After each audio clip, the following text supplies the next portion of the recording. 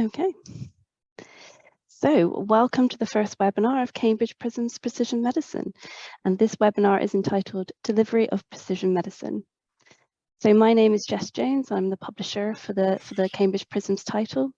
It's a new open access interdisciplinary journal that launched in January 2023.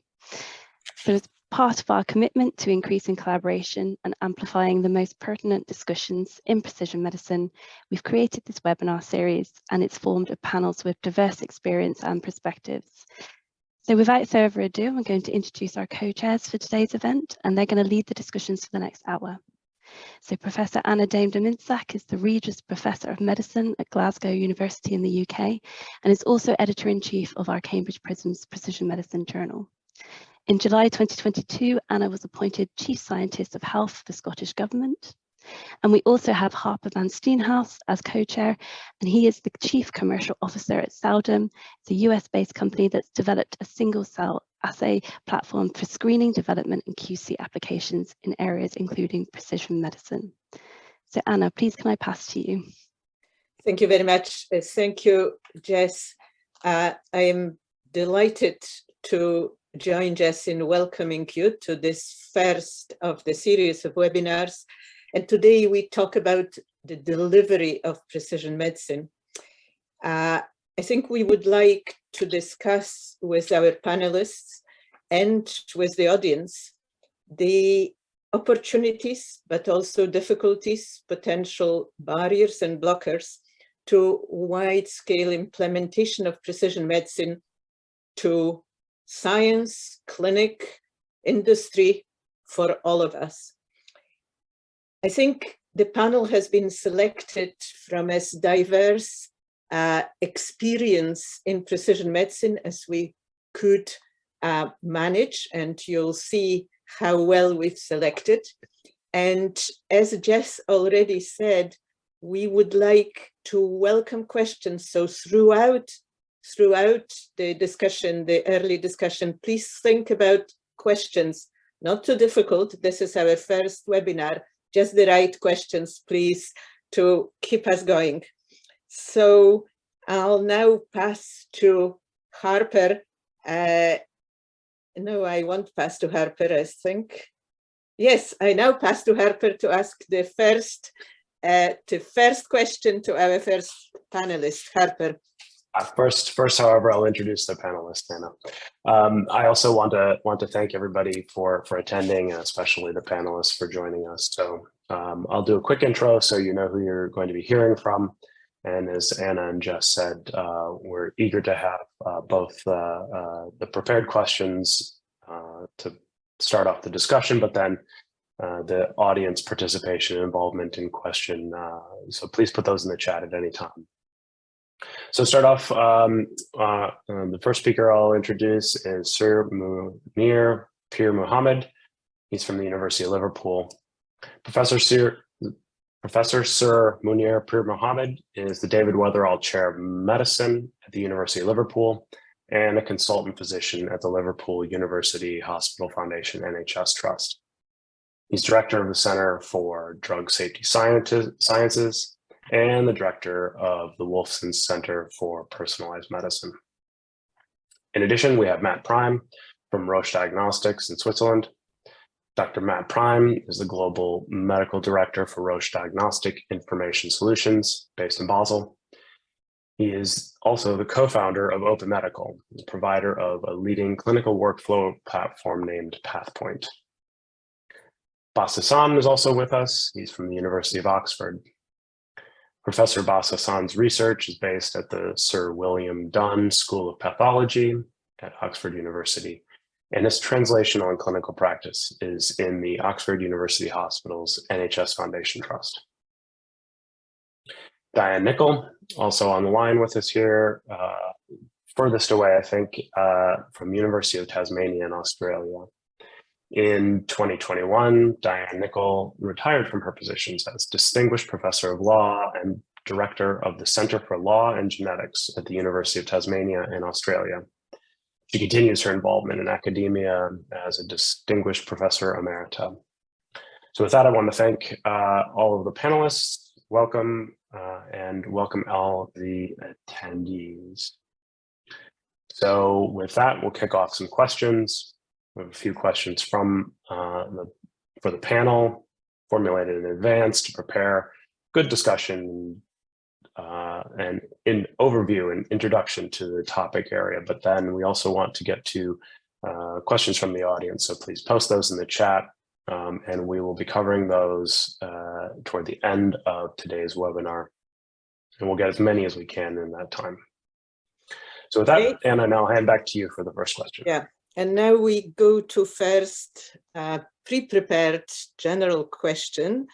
And this is a rather obvious one. If you think how precision medicine is going to behave over the next 5 to 10 years time frame, what are you most excited about? What will be the outcomes? And what are also the greatest risk to the successful delivery of precision medicine? And this question is directed first to Munir, but we might have other panelists coming in as appropriate. Please. Thank you very much, first of all, for the invitation to the webinar. So, and thank you for the question, Anna. It is a very broad question, and perhaps I can divide it into kind of different areas. The first division is cancer and non-cancer areas, and the second division would be niche and mainstreaming, if I can. So, you know, and so I try to cover those particular areas. So if you look at cancer, clearly this is the poster child of precision medicine. There's been lots of advances and so on, but I think we can do better in cancer. And how can we do better? Well, at the moment, most of the precision medicine cancer focus on efficacy. It is to identify new targeted drugs, to identify particular somatic mutations, which allow us to be able to then identify particular medicines for that cancer. But we really forget about safety.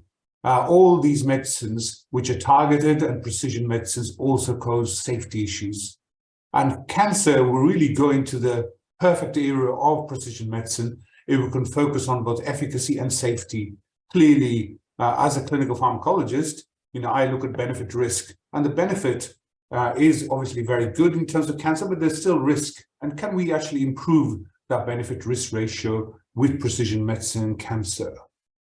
Another area of cancer which really is exciting is the development of more highly personalized therapies. By that I mean the sort of cancer vaccines which are coming through using mRNA technology and other types of technologies, whereby you can actually take this tumor genome and then develop a vaccine which is personalized, highly personalized to that individual, and try to turn around that time in a relatively quick time and give that to the patient with cancer to be able to improve their survival and hopefully with reduced problems with side effects as well. So I think that's a really exciting area. Clearly, there are many challenges with that, and I think there's some studies going on at the moment. The challenges in terms of regulation as well, and we need to define the regulatory pathway for something like that. Now, if I go into the non-cancer area, I think exciting thing is that I think we'll progress precision medicine in the non-cancer areas using different kinds of technology, not just genomics, but other types of technologies as well. And I would hope that in the next 5 years, we are really trying to develop the subphenotypes of these complex diseases. And we actually come out to the start of a new taxonomy of disease. We're still using a taxonomy of disease, which is 19th and 20th century. But really, we know that if you have somebody has ulcerative colitis, it's not just one disease, it's probably many diseases. And we actually subcategorize those, develop a new taxonomy. And I think that's happening in certain areas, such as asthma. We now know of the different endotypes of asthma, but there's much more work to be undertaken. And I think also in the area of complex diseases, the area which I'm very interested in and see how it develops is the polygenic risk scores. And there are many people working on polygenic risk scores. Clearly, there are issues with ethnic diversity in the polygenic risk scores we're developing at the moment, and they may not be portable from one ethnic group to another. But I think that needs to be, that is hopefully being looked at and improved. But I think the key question for me will be, will it add to any value over and above the clinical risk scores that we already have in many diseases? The other area which I think, and now if I go to mainstream and niche, many of the areas that we work in at the moment, such as rare diseases with precision medicine, cancer, can be called relatively niche. But how can we mainstream precision medicine? How can we mainstream genomics, for example? An area of interest for me is pharmacogenomics. If the mainstream pharmacogenomics, clinicians, and that means not only doctors, but pharmacists, nurses, can start ordering tests in primary care as well as in secondary care. And that will be real mainstreaming. And we do have the evidence to be able to do that, but there are many challenges in order to implement that. And perhaps I can come back to that later on. And many of the challenges are at the technology end in terms of integrating this into the healthcare system. And perhaps we can focus in on that later on. And I think one of the other areas which excites me is the development of intelligent decision support systems. No doctor, nurse, pharmacist will have all the knowledge to be able to make sure that the patient in front of them is getting the right medicine that they require. So we need intelligent decision support systems which are able to actually help in the clinical pathway. We don't want somebody to spend an hour trying to look through the genomics data or the other types of omics data while they're trying to see a patient. We want that information available to them in terms of what action to take in front of their screen as they're sort of seeing the patient. And that's really important. I think there are very interesting new systems which are coming through, which will help us to make sure that we can implement this into clinical medicine. The risks, I think the biggest risk is that this becomes a technology of the rich and exacerbates health and race inequalities. And I think Diane is going to focus in on that a bit later on, and maybe I can come in with certain areas of race inequalities that we're working on. I think another risk is the perception that there is competition between precision medicine and public health. I don't think there is any competition. People talk about we medicine and me medicine. I think these are complementary areas and they need to coexist with each other. There is no competition. And I think that both areas can learn from each other. For example, in public health, we need to start thinking about precision public health. But in areas of precision medicine, we also need to think about it in public health terms as well. So I think those are areas where we can actually understand from each other. And I think one of the biggest risks is that is about the knowledge and skills gap in our healthcare workforce, but also in the public as well. And we need to bridge that gap. And I think that needs to start off right through undergraduate curricula. For example, in the medical curriculum, many medical curricula only have 1 day on genomics through a 5-year training program, and that needs to improve. And when you talk to deans of medicine, they say, well, the curriculum is already fully packed. What shall I remove? But that's a challenge for them because genomics and other types of precision medicine is coming into practice. And our doctors, nurses, pharmacists, and so on need to be prepared for that. And everybody who develops curricula needs to be able to look at that and make sure that they incorporate that in the curricula in undergraduate. But obviously we need to then develop postgraduate curricula and in-time information as well, because we need to be able to bridge that gap. So I think I'll stop there. That's the kind of benefits and risks that I see that are coming through with precision medicine. Thank you. Thank you very, very much. I think I could see heads nodding in the panel. I think we all speak from the same hymn sheet. So could I just push that a little more, just a little more, and ask you, we see occasionally discussions, maybe from different parts of biomedical teams, that you can substratify too much, that there could be a situation that you'll be producing a management for a single patient, perhaps by doing that super precision medicine or whatever you wish to call it. You substratified so much that the subgroup is tiny. What do you think? Is this one of the risks?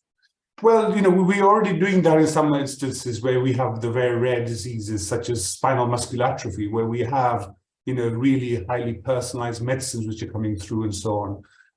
But I don't think that will happen in most cases, because I think we are not going to be able to do that very super precision or very highly personalized type of medicines, because we are going to be stratifying into subgroups.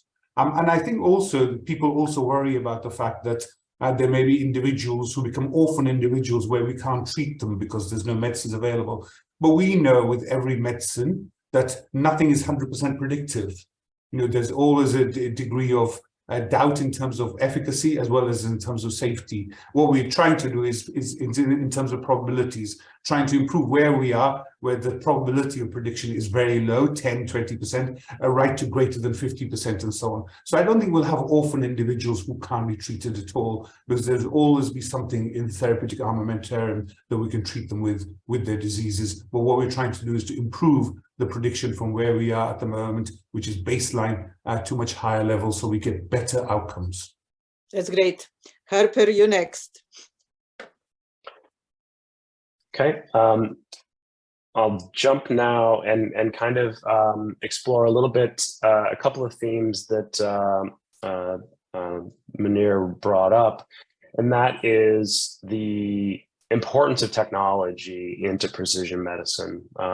Maybe this is showing my bias, but I think the biggest theme here is the Human Genome Project and our ability to bring genomics and genetic technology to the existing practice of medicine and integrate these things. And so this has been a common theme all the way through, and I think will be important in the future as well. And so I guess one question around that is, in terms of the delivery now of precision medicine, what role can technology play there to ensure both to improve the delivery, but also ensure that there's accessibility to all patients? And so maybe I'll have Matt kick us off there. I think that's right in his area of expertise as well. Yeah, thank you very much, Harper, and thank you very much for kind of putting this webinar together. I think it's a really important topic. So I'm going to talk about technology and how it works or plays into and supports precision medicine like a layer cake. So I think on the bottom layer, we have to think about really high quality, good data management and digital infrastructure. So delivery of precision medicine, precision oncology is going to require the management of huge volumes of data and the structuring of that data. So it's really important that centers and sites that are doing this have very robust modern infrastructure. And that really incorporates some of the topics that were brought up before around interoperability. So we need to have good data models, extensible data models, and using the latest interoperability standards like FHIR. Built on top of that layer cake, when you have good data management, we can think about digitalizing the clinical workflow. And I think still that's an area of challenge, right? But there are lots of tasks that we're doing as clinicians that that could lend themselves to digitalization. So I'll just give you an example. When we talk about delivery of precision medicine, very often that can be centered around a multidisciplinary team interaction. And that is bringing a group of very expensive individuals together to kind of make a decision on a case. Now, if we're spending all of our time looking for the right information in different disparate systems, that's using up valuable time. So I think really digitalizing those sorts of interactions, and MDTs is one thing, but we can also think about that in terms of managing patients who are on treatment. You can think about that in terms of appropriate triage, appropriate diagnostic workup. A lot of that can be automated such that you don't get to a decision point and then not have the right information. And the reason that digitalizing the workflow is really important is because then we can start to deploy clinical decision support at the right time during the patient's journey. And that avoids, from a clinical perspective, having to go to lots of different systems to kind of get an answer on this or get an answer on that. And that we have to try and avoid. We need to make this very seamless and very easy. And so when we think about the types of technologies that are starting to emerge in clinical decision support areas, I think, again, I'm going to frame this along a patient journey, but there are technologies emerging now around screening. So screening patients for early identification, When we get into the diagnostic space, there's a huge amount of work around digital pathology, and also there's a lot more we can do with image analytics in the radiology sphere. And then, of course, how do we interpret next generation sequencing data? And this is in hugely voluminous data and can take people a very long time to interpret it. And then if you have individual interpretation, you start to get disparities between centers on what they would consider. And I think we have to start to standardize that. And there are a variety of tools out there that can help with identifying targets and then matching them to latest therapies.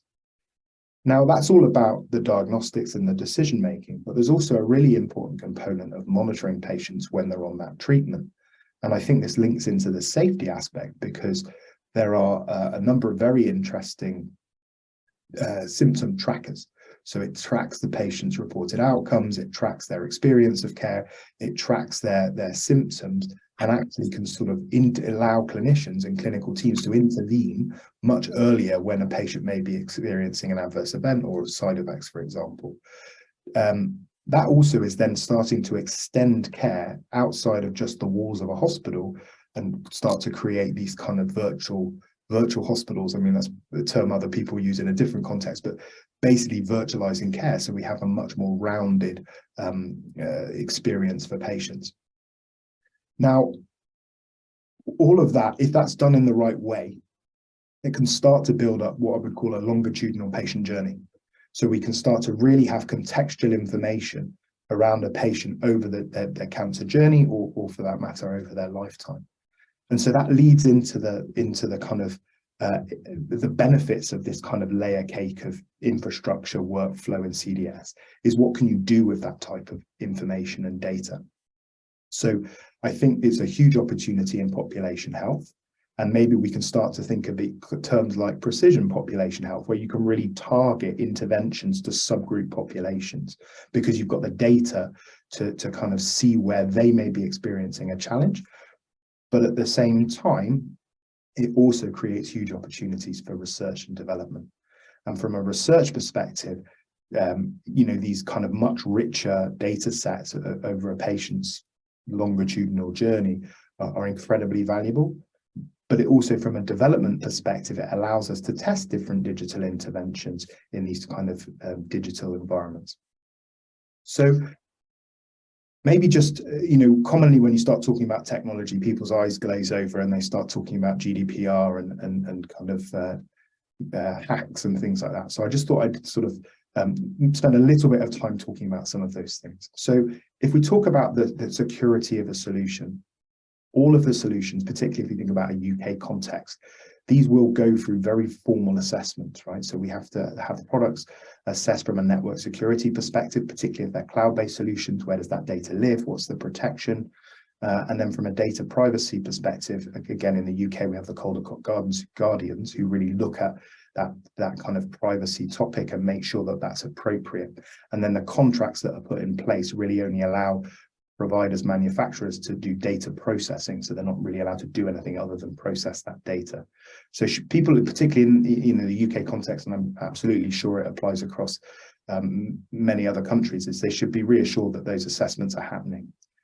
Now, when we turn to kind of some of the CDS topics, so the clinical decision support, these are products that would be classed as software as a medical device. So they are going to go through an approval process.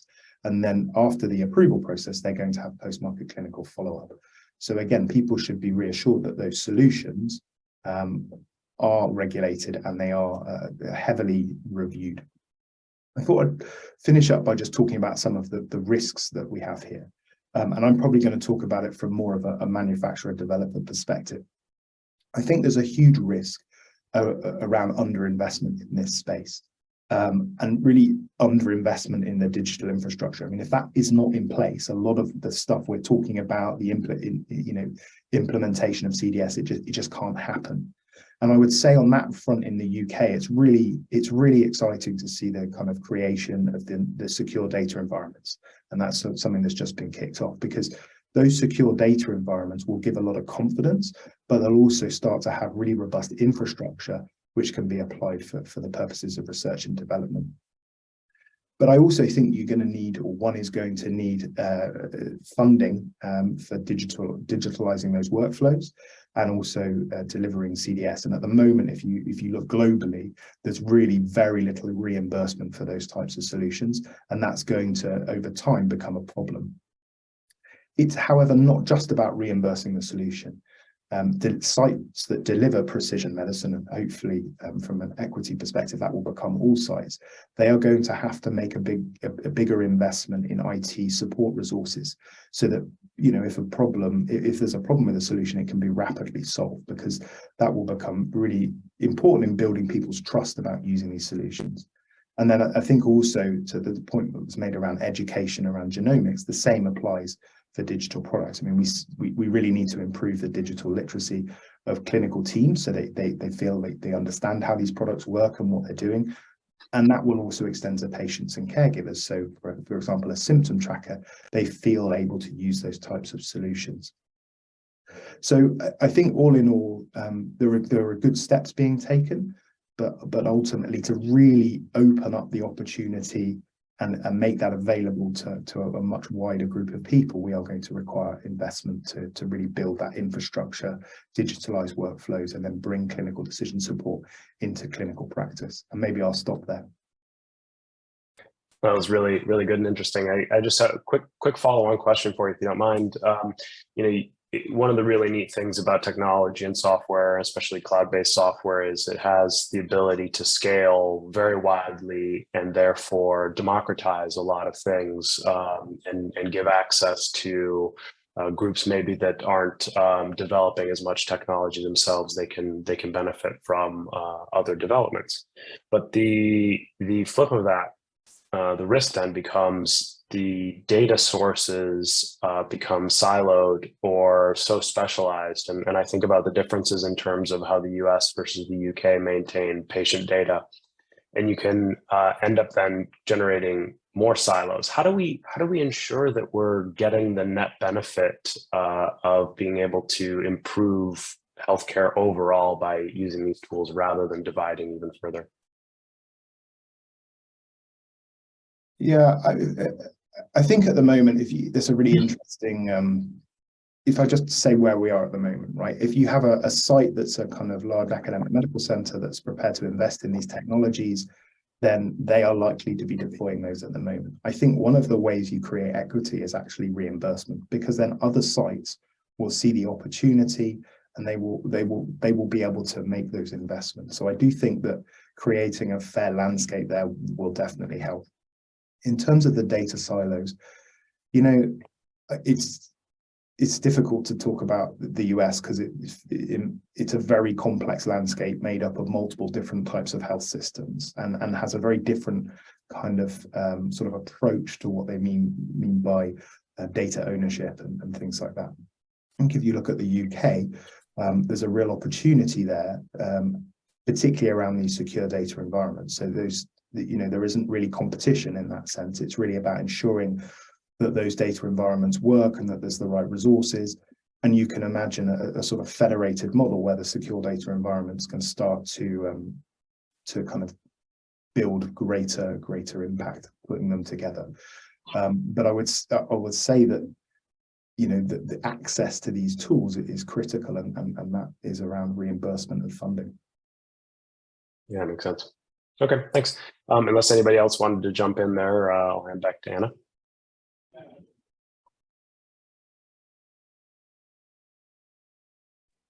Thank you, Harper. I think we've been all agreeing thus far.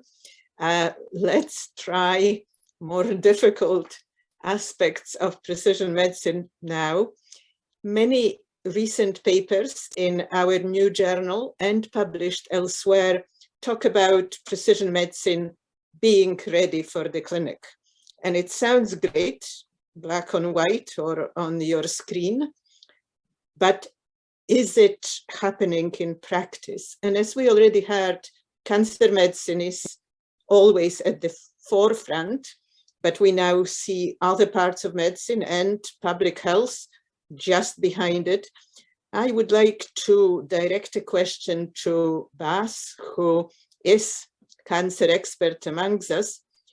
to tell us about the barriers to implement precision medicine to the clinic in real time in your clinical practice? Well, thanks very much, Anna, for the question, and thank you very much for inviting me to join the webinar. I think Munir and Matt have covered, the main positives. We should look upon what's happened in the last 5 to 10 years as is a step change. It is a disruptive technology, and it's done that. And now the challenge is how to make this sort of commonplace, mainstream, the inflection point to scale up. And we're coming now across all the sort of infrastructure and preparedness of a healthcare system, having all those components in place to really take a technology, be that genomics or otherwise, analyze that information in a reasonable time, provide that information to be communicated to a patient by qualified and trained, certified individuals, that information is understood by the patient and it's actually effective in improving the outcome for that patient. And getting all those components in line within any healthcare system is actually quite challenging, because there are different responsibilities and there isn't one common ownership goal that can affect it. Now, you can try and do that at the NHS and scale, and it's certainly been the case in the academic and specialist centres that progress has been really quite rapid, but it's still quite piecemeal even within a major hospital in terms of the clinical practice and being up to date and current. So this workforce issue is actually a reality, particularly when we are under huge pressure from the workforce perspective right across Northern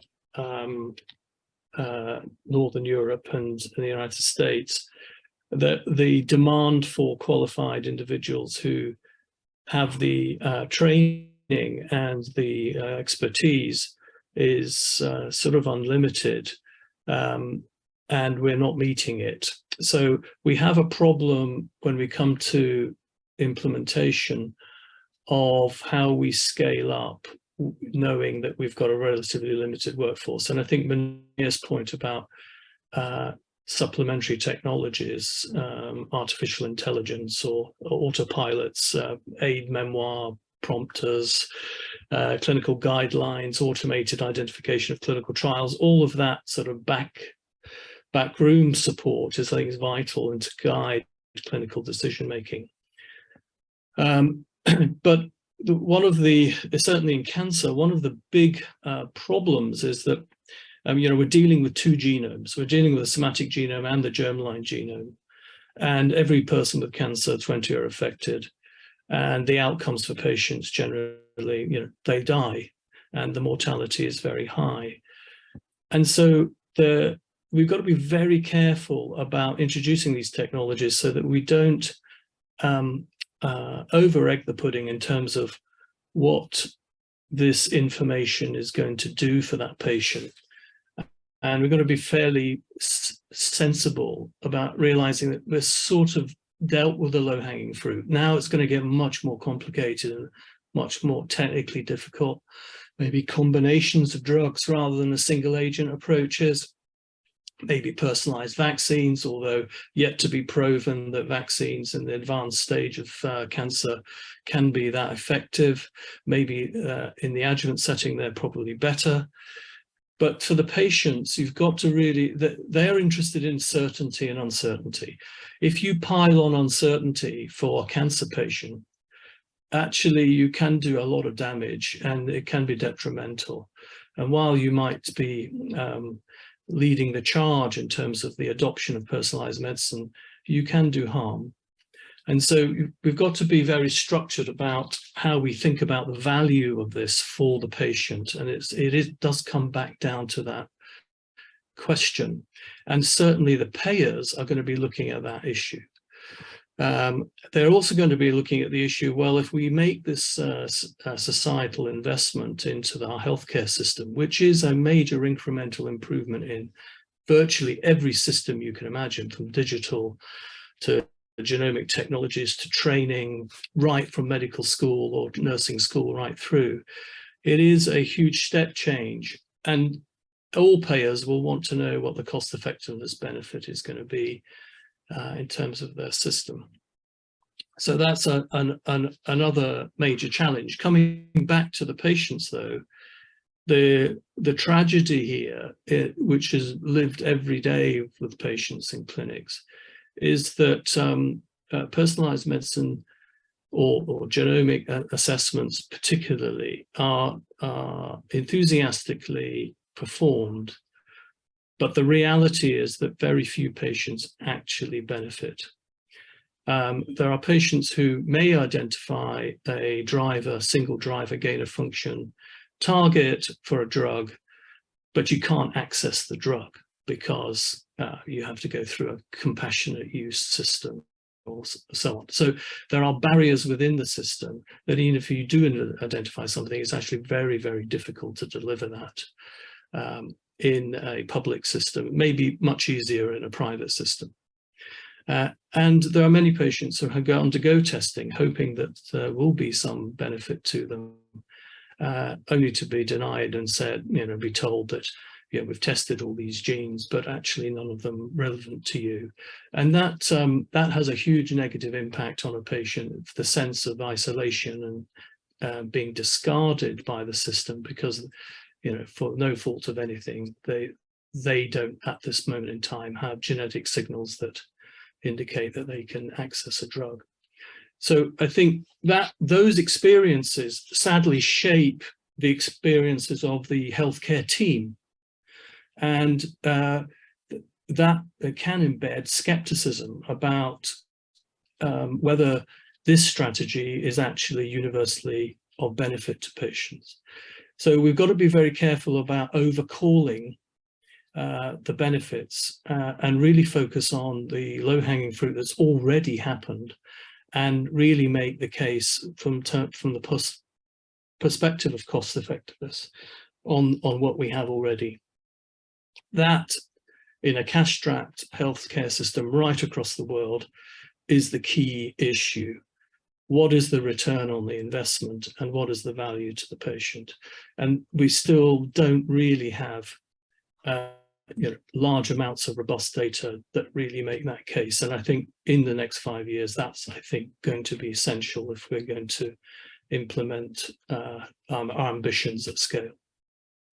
Thank you, Bas. Thank you to bring us into that clinical reality that for every clinician is the most important, that's the patient.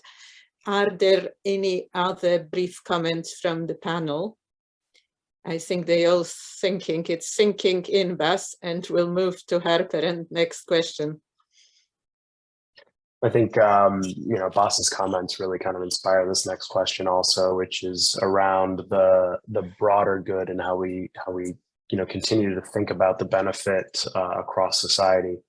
I guess I'm struck so far, we've had a couple of mentions of precision public health, which frankly, I don't hear all that often. In precision medicine discussions, I'm much more apt to hear about rare and orphan disease successes or N of 1 studies, which are all very impressive, often displays of, really, really neat science bring to bear to solve a challenging problem, but maybe doesn't strike this balance of overall greatest good as well. And so maybe Diane, if you don't mind, when you think about this balance between the needs of the individual in precision medicine versus the overall benefit and the needs of the broader society and the population, do you think we're getting that balance right?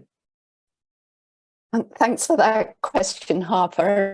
First of all, can I just say how delighted I am to be here as well. It's a real honor to be with such an esteemed company. So the focus of my research broadly is on the ethical, legal and social implications of genomics and precision medicine and other new technologies. And there are a host of issues. We've already heard some of the regulatory challenges of personal privacy and so on. But this specific challenge about benefit sharing for society as a whole, I think is one of the really pertinent issues when it comes to precision medicine. You know, precision, people think of it at the individual level, but I think, Harper, you're right, we need to start thinking about precision public health. And from the ethical and social perspective, the immediate issues are things like equity and distributive justice. I think this really came to the fore through our experiences with the COVID pandemic. You know, we saw the stark inequities in the provision of pandemic-related products, whether it was diagnostics or vaccines or therapies, real disparities, whether at the local level, the national level, or more particularly at the global level. When you look at the number of people in some countries that have actually been provided with vaccine opportunities, it's really quite appalling.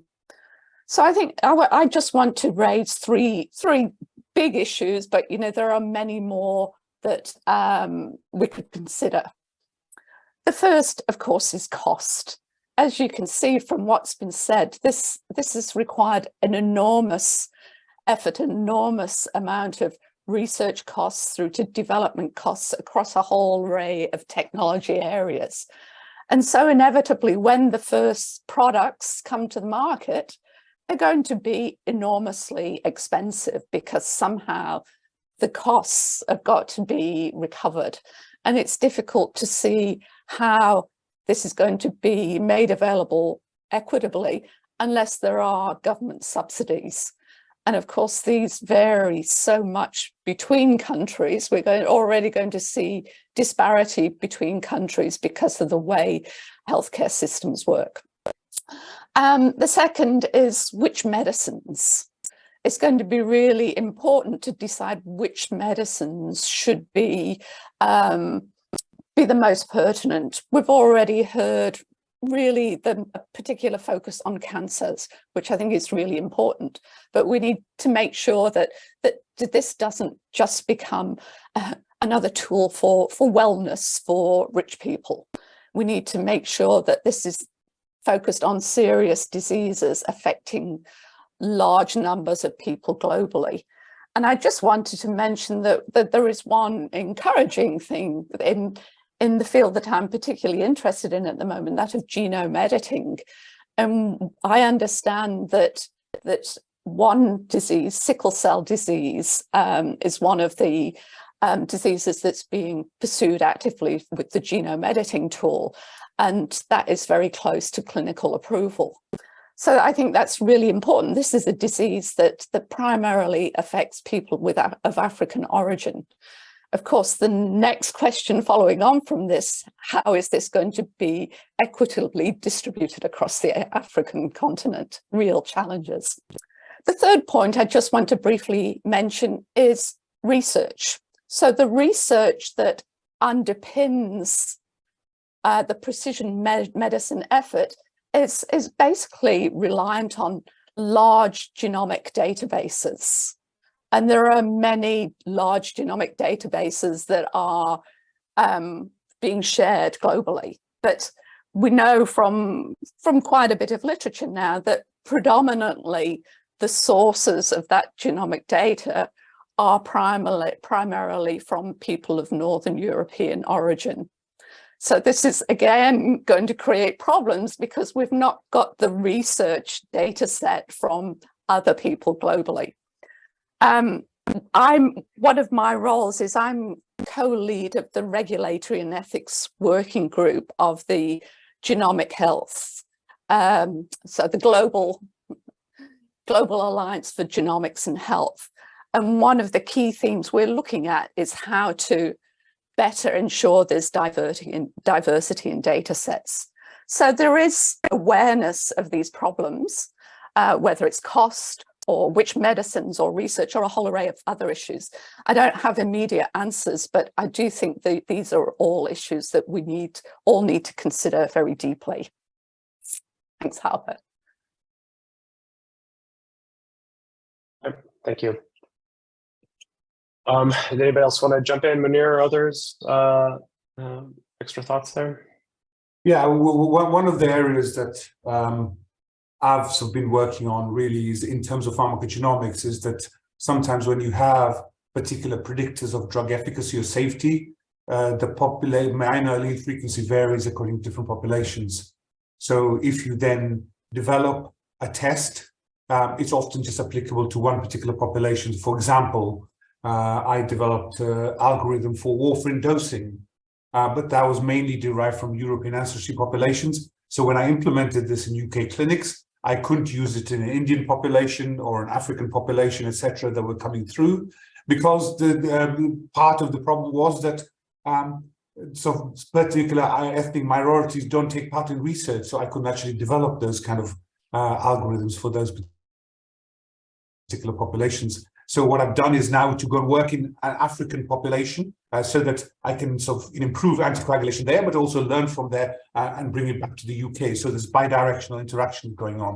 And I think that's really important, that we don't just forget and work in the sort of rich country like the UK, but we actually work in other countries and increase capacity and capability in those countries as well, to make sure that we have that equitability in terms of precision medicine. Okay. Yeah, great. So We'll jump now over to audience questions. Thank you for submitting those, and feel free to continue to submit as we go here, but and we'll get to as many as we can. And here, the first one really hits home for me as a person who's spent his whole career in genetics. The question is, do you anticipate precision medicine to be still genetics focused in a 5 to 10 years time frame? I think all of our panelists think about this quite a bit and mentioned it from a lot of different areas. Maybe who wants to jump in first? We'll probably take a couple of quick answers and have several. Yeah.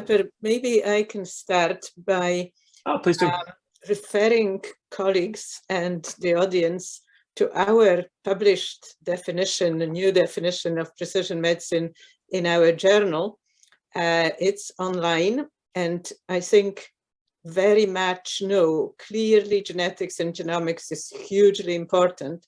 But as we heard throughout this discussion, there are so many other things. It is not just genetics and genomics. And I think already, if you look at our definition, everything else, the data, the old technology that Matt referred to, all that layers of technology are absolutely essential. So having just genomic databases will not deliver to the clinic. And I think it's hugely important. So please read and adopt the new worldwide definition of precision medicine from our journal. Others, please. I think that we do need to move beyond genomics. Genomics are really important. It will always be very important, and there are new things which are coming through in genomics and so on, which we'll need to integrate into whatever we do. But we do need to look at other areas, and one of the areas which I think that we need to integrate is about this symptom trackers, for example, and patient-reported outcomes. So we have those multimodal algorithms. An area which I think is really important is kind of trackers, the kind of data we collect on our phone, wearables and so on. I collect the number of steps I do every day, my stride length, etc. Nobody uses that, but I'm quite happy to share it so that people can then start looking at this. And if we share it and millions of people, we can start learning about people's habits, lifestyle, etc., and try to integrate them with the kind of omics technologies that we're trying to develop. I mean, maybe I can interject just a little bit to cover the cancer bit. There's no question that research-wise, the challenges are always going to be at the protein level and the cellular level.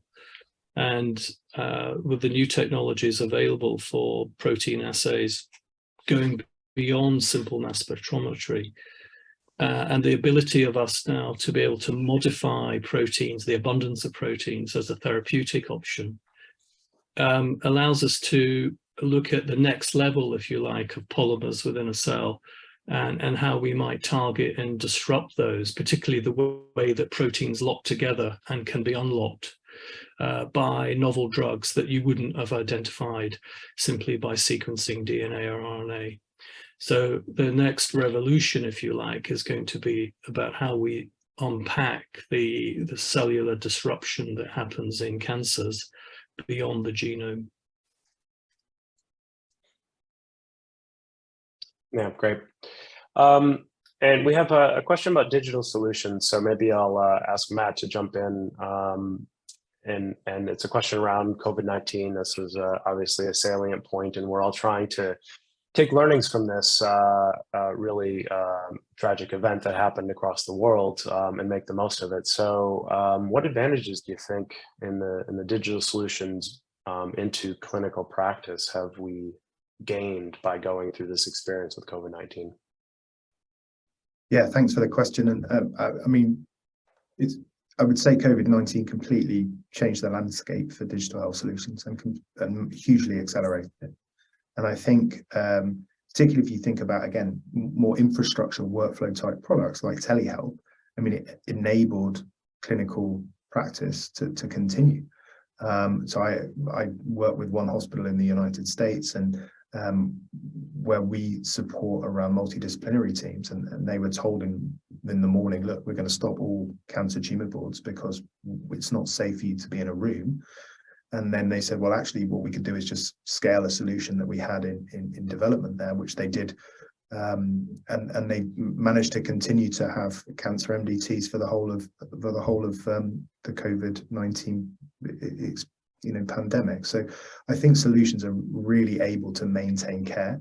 And I think that people build confidence. I think what we need to do now is work out how we sustain that, right? Because then it was a case of, look, we have to do this to maintain care. Now we have to think about how we sustain the change that we've created. Excellent. I think one more from the audience here. I think we have time, and I think this is one for Diane, and it's around equitability and patient preference. But others can certainly chime in because this is an area everybody works on. So the question of whether patient preferences can be incorporated and patient values, especially into the decision-making process around precision medicine. Thanks, Harper. I think that is a really important question. I hope it wouldn't create a difficulty in the sense that I think patient preferences and values should always be incorporated into decision-making about their treatment. That this is a collaboration between the clinician and the patient, and their values must be incorporated in every decision about them. But it's been pointed out a few times that one of the challenges in this field is the lack of educational opportunities regarding genomics, regarding IT, and so on. And I think we all need to get more genomics literate, more IT literate, so that we actually, as patients, I as a patient, want to have the capacity to understand what's being offered so that my values and my views are informed.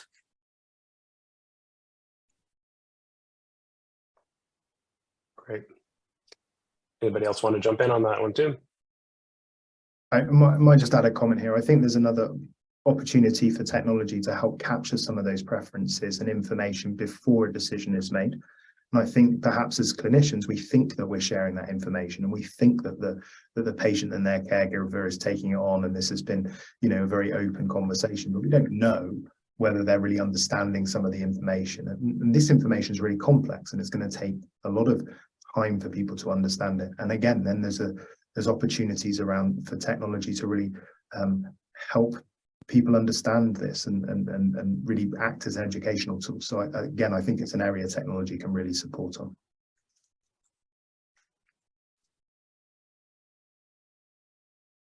Great. Okay. Do we have enough time for one last question, or do we need to rush on? I don't want to go over. Anna. We have 5 minutes. So perhaps one really quick one, Harper. Yep.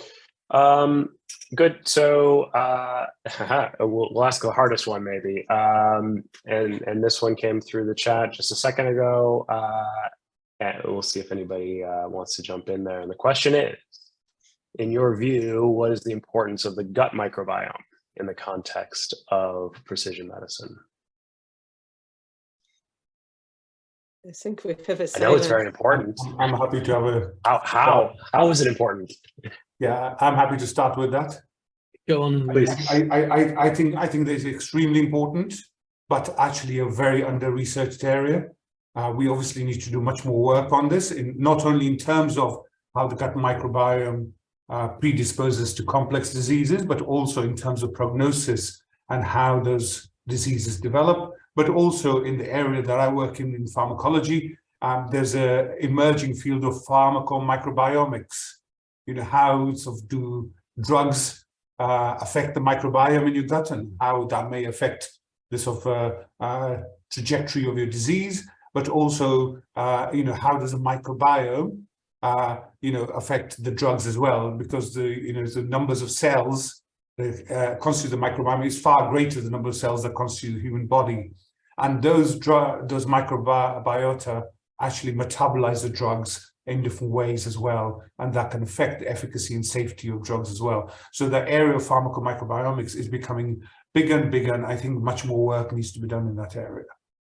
I can give you another specific example where actually this is quite robust now in use of checkpoint inhibitors targeting PD-1, PD-L1, CTLA-4, particularly in patients with advanced high tumor mutational burden mutation rates, such as melanoma. So treatment with these checkpoint inhibitors can reactivate your own T cells, your own immune system, to attack the tumor and recognize it as non-self. Well, it turns out that your microbiota in your intestines can make a huge difference in terms of your ability to respond to that intervention. And it's setting, if you like, the context, the immunological context for those therapies. So there's actually quite a lot of work being done about that. And it's probably going to reach the point that we'll be modifying the microbiota in patients before we treat them. Okay, Harper, I think we have no time for more. I think the time is to thank our panelists for great contributions. Thank my co-chair Harper. I would like also to thank the team from Cambridge University Press for organizing this. And there will be more webinars. There will be more questions answered. So please look out for future webinars. There will be a series of those. And I think what I heard is that this is a great area, both for researchers and clinicians, and the most important, clearly, to talk to patients, Diane, and to listen to patients. And when I do this, I hear patients, and Bas, I take into account what you said, that we shouldn't give false hope with our enthusiasm. I agree with this, but the patients generally would like medicine to move and improve. And what I hear from patients is that they would like to participate in clinical trials of new methods and new activities, that they want to use technology to help the future of medicine. And I think probably the most important bit we heard is precision public health. And I would like us in the future to take more, perhaps with the same panelists, because you all hugely invested in this topic. So I think we on time. Thank you, everybody. Great first webinar, and we'll hear from you again. Thank you so much. Thanks, everybody.